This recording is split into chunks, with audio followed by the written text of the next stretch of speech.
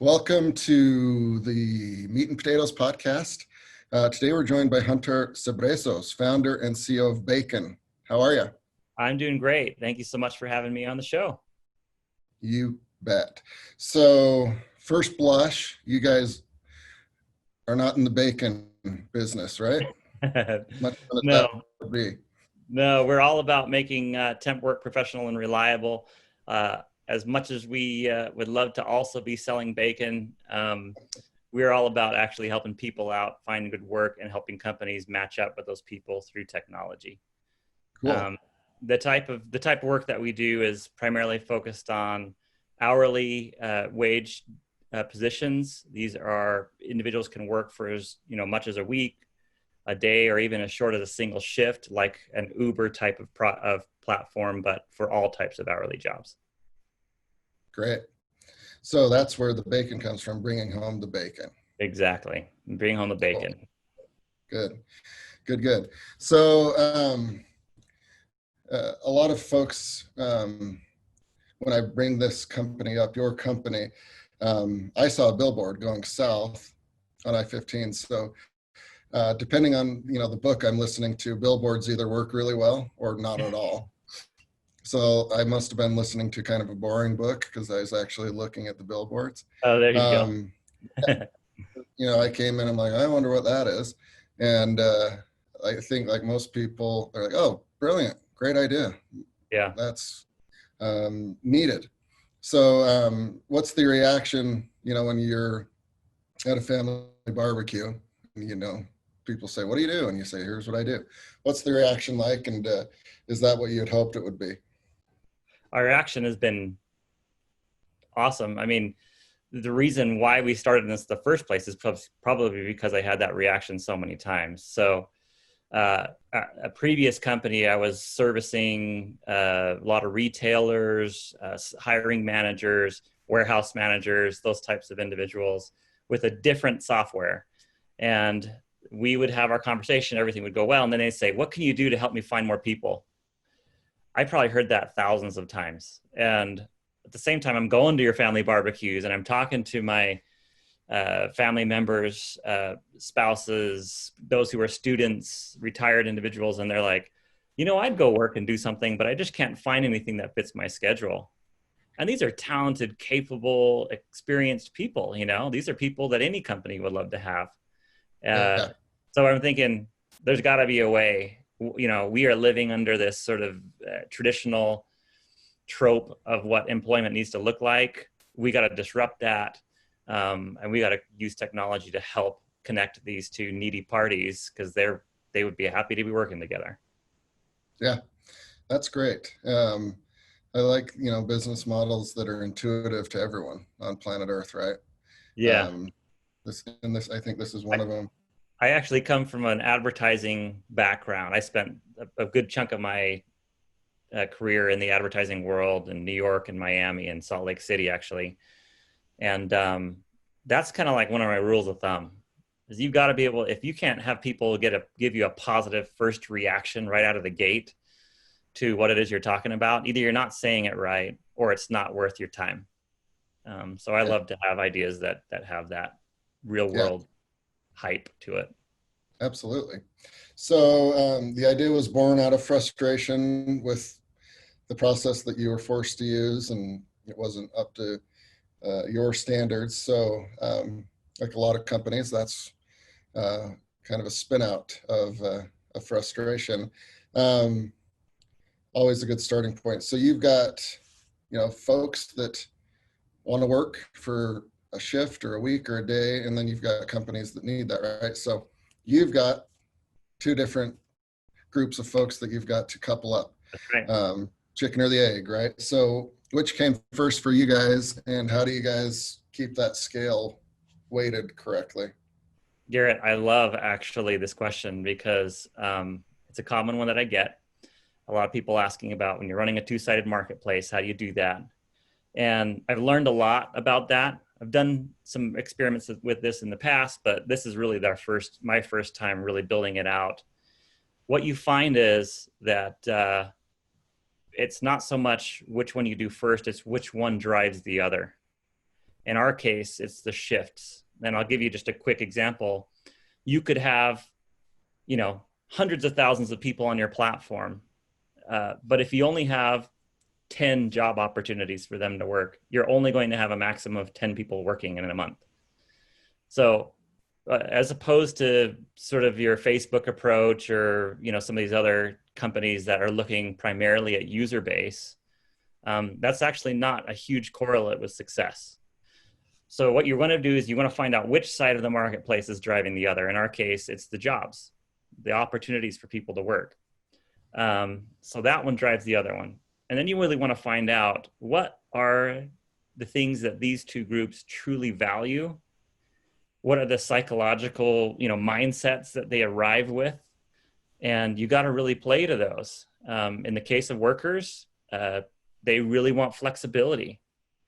They really want to be able to make a little extra pay to, pay off a debt or save up for a family vacation or help, make ends meet. One of the really important things to them is they want to be able to be paid right away. And so being able to provide that for them and brings them, gets their interest in our platform. So yeah, chicken for the egg. Well, I believe that you just need to figure out which one actually drives the other, right? And in our case, it's the shifts, and we know exactly how to get those. Cool. And then you guys take a small percentage of, the transaction. Yep. Yeah, Okay. we similar to a traditional temp agency have a percent markup on the hourly wage. Cool. And in the early days, like you had to make that first phone call or first email or first Yeah. visit. Who should it be? As far as the company that has jobs, and how did you come to that decision? And what was it like to get your first? Okay, Yeah, we're in. love it. It was great. So Utah Valley Convention Center was actually our first client. Thank you if you're listening, thank you for giving us a great shot right out of the gate. The way that we do it, the way that I like to do it is you take out your concept and you show it to people, and people are usually generally open to saying, yeah, I'll give you a chance to show me what you got. So we took out the concept, we were showing it to people, and we were just asking for feedback. We weren't trying to close at the time. We were just wanting to hear what they had to say. Well, Utah Valley Convention Center was about this same time of year, 2 years ago. And they're saying, we're about to have dozens of events. Is there any way you can get up and running right now? Because we need help. Incidentally, it was one of my team members who set up the meeting, but his wife had a baby that day. And so I had to go to the meeting, sat down with them. I pitched the concept. We had a beta that was rolling and that we were testing. And she said, yeah, we're down. And I said, okay, that's great. And then I realized we hadn't yet turned the beta onto the live server. So I'm like, oh, hey team, push the go button. Let's get this thing going. We turned it on. She was our first account. She posted immediately tons of shifts. And that was our origin in terms of getting our first client. And, they had been posting with us all the way up until COVID. Unfortunately, a lot of events are shut down right now. But Yeah. we've had a great relationship with Utah Valley Convention Center. Cool. That's awesome. Yeah, it's always good to remember your first client, and good for them for supporting an upstart entrepreneur. So I imagine, you're a couple hours into the ideation of bacon, and you're starting to think of some pitfalls, right? It's just human nature of like, well, what if this happens? So, there's legalities and all that. So how quick was it before you called your buddy who was in law school, or actually called a lawyer and started over some of that? Well, a lot of that started happening in those early stages when we were showing it to clients, and they're like, okay, well, let's do this. And we're, well, we're not like quite set up yet. And they would ask us like, so what do you do in terms of insurances? What do you do in terms of workers' compensation? These are all questions they commonly ask temp agencies, right? And so we became very quickly savvy on what they're normally asking of their traditional temp agency. So we put those things in place. We actually started with a incubator that had some legal services. And so we had that at our disposal to be able to ask them those types of questions, get our papers together, get the policies in place, and be able to provide everything that a temp agency provides and more. Yeah, cool. So as you're building this, what's kind of the biggest headache that you thought wouldn't be? Where you're like, okay, that'll be easy, and then it's just like, oh my gosh, we keep plowing into this. um, the pleasant headache that I have is that every time I think, hey, we're going to get to this point, and I give our investors hey, this is going to be a good month. I think we're going to get this many jobs. And I think we've got it handled in terms of building the side with the workers. We always exceed it. And so we're always kind of playing catch up with the demand, which, I just told you, it's not about driving the workers, and it really isn't, because it's starting to build momentum and we're getting tons of people just organically signing up. But there are times when we surprise ourselves with our success and we're stuck trying to fill these shifts that are coming on fast. And it's not really a headache, but it is something that like keeps us on our toes constantly. And I think aside from that, every now and then we'll have some kind of odd situation happen on a shift. But for the most part, it's just the pace of it has been the trickiest thing, is making sure that we're going at the speed that the demand is asking for. Yeah. Speaking of pace, like with the convention center, you can probably get that cadence down pretty good. How many events do you have? We have 9. Yeah. Cool. Pandemic. So obviously some things just cratered, nosedive. Some things are like, we actually need temp workers. How has 2020 been for you as far as the starts, stops, and gear shifts? I think for all of us, 2020 seems like it's been a flash, but also like the longest year of our lives. It's crazy, the balance between that. We did have about a third of our clients were events and catering based previous to COVID-19. Our heart goes out to those companies. I mean, we have great relationships, and we were, like you said, I knew exactly how many events were coming. We knew exactly how to get people there. People loved going and working those, because it's like, yeah, I'd love to hand out champagne to celebrities at the Sundance Film Festival. Like, those types of opportunities are really fun. But yeah, they dropped off, right? Completely. I had a little bit of a heads up. I actually had some family members living in China at the end of last year. And they were sending me texts and things and saying, this is how things are turning out here. And so I was like, this could very well shut our economy down, shutting theirs down. And I put together a plan. I sent it out to my board and I said, listen, if this happens, this is what we're going to do. We shifted to some other industries, focused our marketing and sales on those industries. And actually, since March, we've had 300% increase in jobs posted. So we have made a pretty good little pivot and have figured out how to operate in this COVID environment. Cool. It's good to have intelligence ahead of the game. It does. Cool. So I'd assume there's some competitors out there doing some of the same stuff. Are you the type of CEO that focuses on them a lot, or medium, or not at all? I would say medium, because I think that there are times when you really want to focus on them, and there are times where you want to completely look away. Especially in the beginning stages, I think that it's important to get your own confidence around what you do. And to be honest, we've competed against some of those competitors here in Utah.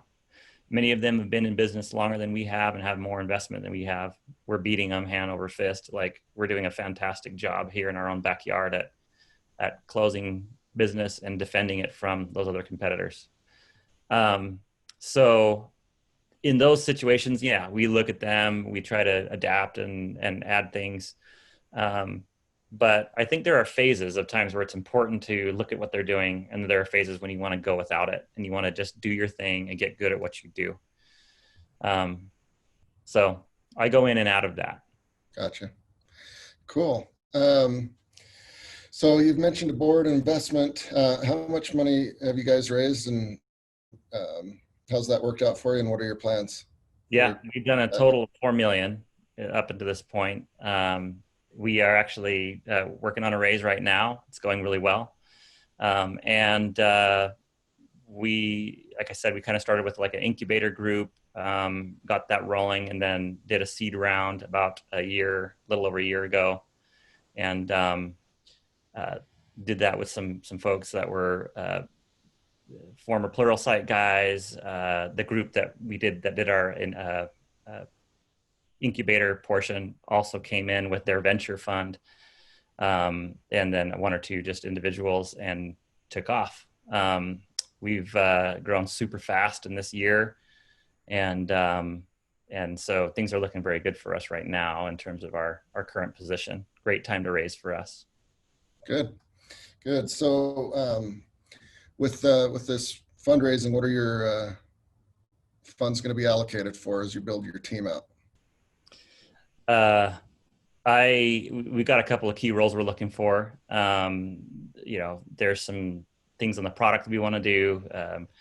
We're really looking at, we want to get data science going in a meaningful way. There's so much you can do with the data that we're getting, that we've kind of dreamed about and played around with and toyed with. And now we think we can use this to help us be smarter as an organization. Really what we're focusing on though is expansion. So we have recently opened up Boise, Idaho, and have opened up Dallas-Fort Worth area. We see a great opportunity to expand further than that in specific markets. And so we're targeting specific markets, and we're using this next round to expand our footprint and learn from those experiences so that we can improve what we're doing. Yeah, expanding geographically and the team. That's Yeah. a good use of money. Sure. So the meat and potatoes part of the Meat and Potatoes podcast, how do you kind of schedule your day? What tools do you use, both the ones powered by electricity and the ones powered by your mind? Yeah, just kind of run through a day and how you stay productive and on task. Yeah, we are heavy Slack users. So there's a lot of people out that are like us. We're heavy Slack users. We've got even a lot of sort of APIs that go into our Slack that alert us when certain things happen. And so we can kind of have a quick reaction to that because everyone's watching the Slack, and as it comes in, they can, jump right on a sales call or help out a new client or, those types of situations. We are, Zoom's a big tool of ours. We have a regular leadership stand-up call that happens at the beginning of the week and at the end of the week. We used to do like a leadership team every day. That's when we were like 4 or 5 people, 6 people. Now we've expanded by that. We're about 15 individuals now. And then, so that Monday morning check-in, and what I like to do is I say, what strategic items are you going to focus on? Because they're already going to do like their day-to-day things. They're going to do their job. But I want them to be knocking out strategic items that are building the company. And so we focus on that on Monday. We follow up on that on Friday. We have a team meeting every Tuesday that's all hands on deck.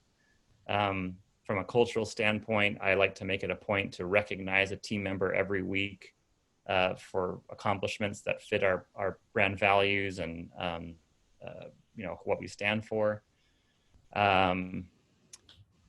So on an average day, there's a ton of Slack going on, a ton of emailing, and actually a lot of sort of visiting clients and visiting and talking to workers and that type of a thing. It's my favorite thing to do, actually. Cool. So you're still interacting a lot with the customers and the workers and gathering that feedback. And yeah, cool. Well, we have a client success team and worker success recruiters, and so they're doing it every day. I mean, every hour, even beyond even beyond the workday, they're interacting with those folks. Yeah. But I think you got to keep your finger on the pulse, even as the CEO of a company. One of the things I like to do every now and then is I just go work a shift, undercover boss it, go work a shift myself, and Yeah. just see what people are saying when they don't even know that you're part of the company. So Yeah. That's smart. Cool. All right. Well, this has been great. I appreciate you taking the time today. And yeah, just so you know, the billboard worked, at least for me. There's a data. hey, like I said, I worked in advertising for a while, and I worked for a particular agency here, noteworthy agency in Salt Lake City area, and we used to this is like 10 years ago. We'd literally go to a client and say, okay, in what duration of time do you want everyone in Utah to know about this? And how much money do you have to spend on billboards? Because that I-15 corridor, I mean, you put it up in the right place for the right amount of time, and yeah, everyone knows it. I mean, just ask Domo and Homie. Yeah. Yep. Yeah. It's old fashioned, but works pretty darn good.